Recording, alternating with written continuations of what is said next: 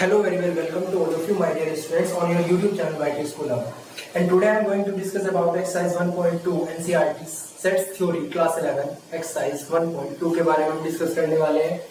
तो 1.2 के जो फर्स्ट क्वेश्चन होने वाला है वो कैसा होने वाला है, जो मैंने आपको null set, finite set, empty set, equal set, equivalent set, इन सब सेट के बारे में बताया था, उन सेट का आज हम यहाँ पर प्रॉब्लम्स पढ़ने वाले हैं। ठीक है, तो कैसे होगा ये? Which of the following are examples of null set? मैंने एनसीईआरटी के कुछ क्वेश्चंस उठाए हैं। उसने कहा है मेरे को बताइए इन एग्जांपल्स में से कौन सा नल सेट है तो कौन सा नल सेट नहीं है। ठीक है, तो पहला क्वेश्चन पढ़ते हैं। Set of odd natural number divisible by 2। सोचने वाली बात है, क्या कोई ऐसा ओड नंबर हो सकता है जो 2 से डिविजिबल हो जाए? ओड नंबर तो होते ही वही है जो 2 से डिवाइड नहीं होते। तो कोई ऐसे नंबर्स का सेट बन सकता है कि जो 2 से डिवाइड हो जाए? Odd numbers, odd natural numbers नहीं, ऐसा तो नहीं बनेगा, तो नल सेट होगा। ये जो पहले वाला होगा ये नल सेट है।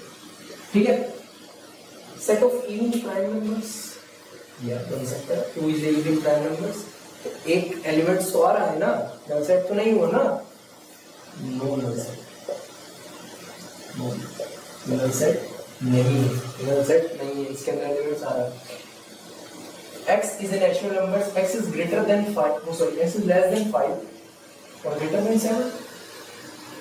5 से छोटा, 7 से बड़ा नेचुरल नंबर्स, इसका तो कोई कॉम्बिनेशन भी नहीं बनता है। जो दी हुई कंडीशन दी हुई है कोई कॉम्बिनेशन बन रहा है नहीं। तो 5 और 7 के बीच तो कोई कॉम्बिनेशन, इसको ऐसे देना चाहिए था ग्रेटर देन 5 लेस देन 7, तो ऐसा तो कुछ लगता भी है एलिमेंट्स आ रहे हैं, तो ये भी नल सेट की कैटेगरी में ही होने वाला है। ठीक है, y is a point common any two parallel lines.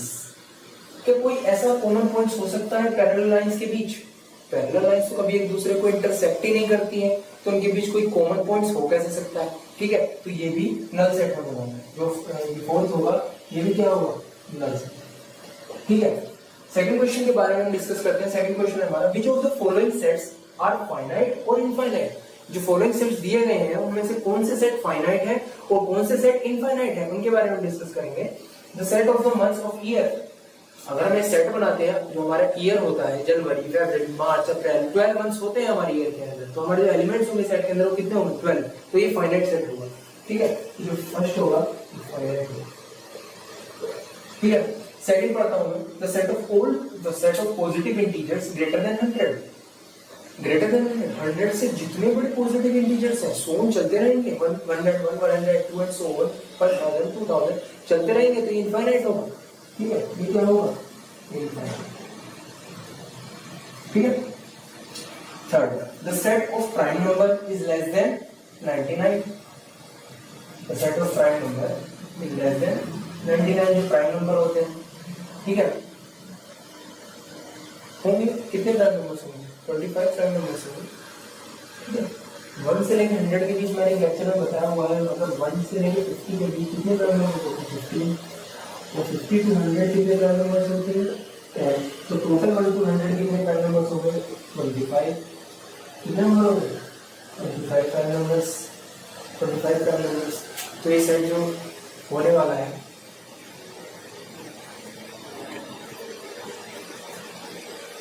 जो हमारा सेट होने वाला है 1 to 50 15 प्राइम नंबर्स होते हैं, 50 to 100 10 प्राइम नंबर्स होते हैं।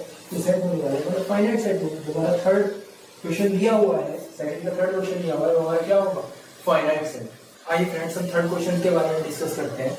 हमारा एक्सरसाइज 1.2 का जो थर्ड क्वेश्चन दिया गया है वो क्या है? State whether of each of the following sets is finite और इनफाइनाइट। अब लिखा गया है the set of lines which are parallel to X axis. जो आपने 10th के अंदर कार्टेशियन सिस्टम पढ़ा होगा उसके अंदर एक्स एक्सिस और वाई एक्सिस कोऑर्डिनेट्स पढ़े होंगे। ठीक है, एक्स एक्सिस जो होता है वो हॉरिजॉन्टल एक्सिस और वाई एक्सिस एक वर्टिकल एक्सिस होता है। एक्स एक्सिस के पैरेलल आप कितनी लाइंस ड्रॉ कर सकते हैं? 1 2 3 4 एंड सो ऑन। आप uncounted number of lines draw कर सकते हैं एक्स एक्सिस के पैरेलल। तो जो फर्स्ट सेट होगा वो हमारा क्या होगा? वो इनफाइनाइट होगा। हमारा जो पहला सेट होने वाला है क्या होने वाला है? इनफाइनाइट होने वाला है। ठीक है, दूसरा, the set of letters in the English alphabets. How many alphabets in my English alphabets? 26 elements in my English alphabets. The 26 is a counted number, so the second set is a finite set. ठीक है, 26 alphabets, second क्या होगा? finite set होगा. Third, the set of number which are multiple of 5. These are multiple of 5, जो 5 के multiples होंगे 5, 10, 15 और 20, 25 and so on चलते रहेंगे, पता नहीं कितने हो सकते हैं।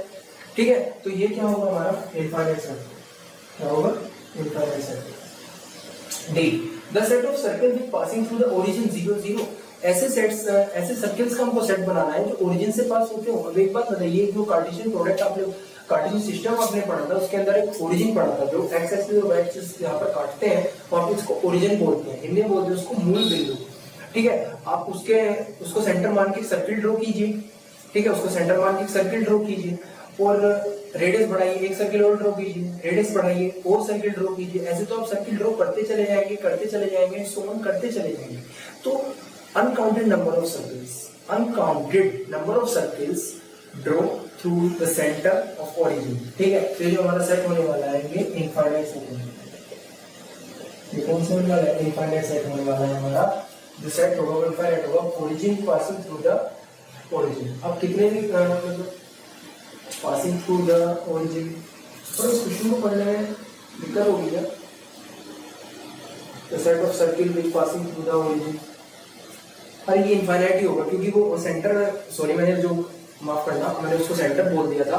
वो क्या हो रहा है, सर्किल पास हो रहा है, सर्किल क्या हो रहा है, पासिंग थ्रू हो रहा है, उसको मतलब टच करके जा रहा है। जैसे हमारा जो ये होता है सेंटर से टच करके जा रहा है, ऐसे आप बहुत सर्किल्स खींच सकते हैं, बहुत सारे सर्किल आप ड्रॉ कर सकते हैं। ठीक है, ये जो होगा इनफाइनाइट होगा। ये जो हमारा होने वाला है पासिंग थ्रू द ओरिजिन से तो पता नहीं मोस्ट ऑफ द सर्किल्स, पता नहीं कितने सर्किल पास कर सकते हैं। कोई कहीं से ड्रॉ करेगा, कोई कहीं से ड्रॉ करेगा, तो इनफाइनाइट होगा। ठीक है, हम पढ़ते हैं फोर्थ क्वेश्चन के बारे में। In the following sets state whether A is equals to B or not। Okay, first है हमारा A belongs to A, B, C and D, B belongs to B, C, D। आप इसको कैसे भी लिख सकते हैं A, B, C, D। तो ये जो सेट होगा, पहला सेट होगा हमारा A equals to B। पहला सेट हमारा क्या होगा, इक्वल्स है, क्योंकि इसके जो नंबर ऑफ जो हमारे कार्डिनल नंबर है और जो नंबर ऑफ एलिमेंट्स की वैल्यूज है वो भी सेम है, तो इक्वल सेट होगा। ठीक है, तो सेट होगा इक्वल। सेकंड क्वेश्चन के बारे में 2, 4, 6, 8, 10 and B belongs to X as a positive even integers and X is less than equal 10। positive even integers तो 0 से बड़े 2, 4, 6, 8, 10।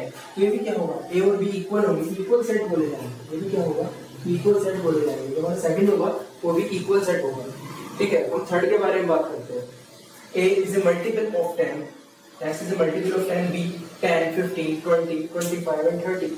क्या जो सेकंड हमारा सेट है वो 10 का मल्टीपल है? नहीं, 10, 20, 30 ये तो 10 के मल्टीपल्स हैं, लेकिन ये 10 का मल्टीपल नहीं है। और देखा जाए तो इसमें क्या 10 के मल्टीपल है, तो ये भी इनफाइनाइट सेट और ये भी इनफाइनाइट सेट है। ठीक है, आप इसको अगर रोस्टर फॉर्म में कन्वर्ट करोगे तो इनफाइनाइट सेट बनेगा, ये भी इनफाइनाइट सेट है। बट ये तो एक तरह से देखा जाए 5 का मल्टीपल बन रहा है, ये 10 का मल्टीपल बोल रहा है, तो A is not equals to B। तो हमारा थर्ड होने वाला है वो इक्वल सेट नहीं होगा, A is not equals to B। ठीक है, आइए तो हम फिफ्थ क्वेश्चन के ऊपर चलते हैं, फिफ्थ क्वेश्चन के बारे में डिस्कस करते हैं। ठीक है, फिफ्थ क्वेश्चन क्या है, give reason the pair of sets are equal. Pair of sets, जो हमारे पेयर ऑफ सेट्स होंगे क्या वो इक्वल सेट होंगे, उसके बारे में डिस्कस करना है। Equal A is a 2 or 3, okay, B is a solution of x square plus 5x plus 6। ये इक्वल सेट नहीं होंगे because the solution of this quadratic equation having the roots is a -2 and -3। जो हमारे पास roots होने वाले हैं वो -2 and -3 होने वाले हैं। यहाँ पर जो सेट दिया हुआ है वो +2 और +3 का दिया हुआ है। ठीक है, आप इसको कर देख सकते हैं। तो हमारा जो A होगा, A is not equals to B, equal set नहीं होगा। ठीक है, इक्वल सेट नहीं, सिर्फ कार्डिनल नंबर इक्वल होंगे, इक्वल सेट नहीं होगा। ठीक है, A X is a word of follow and B Y is a letter of wolf। तो अगर मैं इसको नोटिफाई करके लिखता हूँ, अगर मैं, ठीक है, नोटिफाई करके लिखता हूँ FOLW, इसके अंदर भी 4 वर्ड्स आ रहे हैं। नंबर ऑफ वर्ड्स होंगे, नंबर ऑफ एलिमेंट्स बोल सकते हो आप, जो हम सेट बनाएंगे 4 आ रहे हैं, उसमें भी 4 आ रहे हैं क्योंकि इसमें रिपीट करके लिखा हुआ है, उसमें बस रिपीट करके नहीं लिखा हुआ है।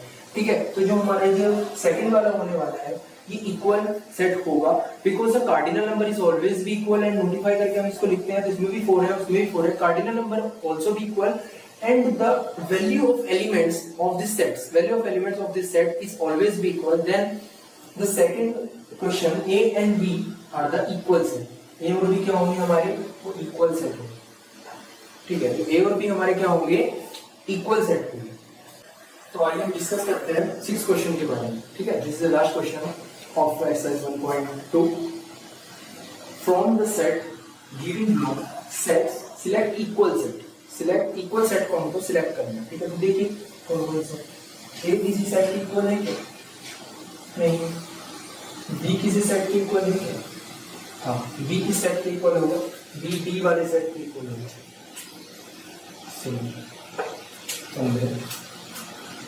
जो हमारा बी सेट दिया हुआ है 1 2 3 और जो जी दिया हुआ है 3 1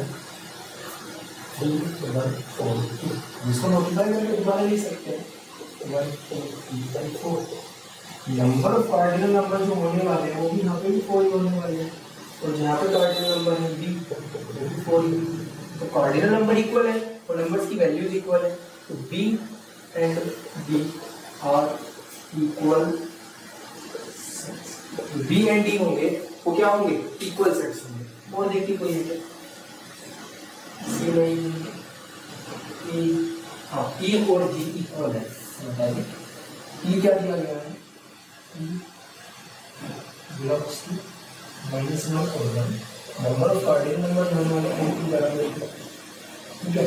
और जो जी होने वाला है वो क्या होने वाला है? 1 और -1। अब इसको मॉडिफाई करके जी को ऐसे भी लिख सकते हैं -1 और 1, इससे कोई फर्क नहीं पड़ता। तो जो कार्डिनल नंबर होगा जी का वही कितने होगा? तो cardinal number is always B equal and value is equal. E and G are the two equal sets. तो यहाँ पर आपकी सेकंड एक्सरसाइज खत्म हो जाती है, ठीक है दोस्तों? मिलते हैं नेक्स्ट लेक्चर के अंदर। नेक्स्ट लेक्चर के अंदर आपकी सेकंड अगली एक्सरसाइज के बारे में डिस्कस करेंगे, अच्छी अच्छी प्रॉब्लम्स के बारे में डिस्कस करेंगे। तो आज के लिए इतना ही। Thanks to all of you my dear friends.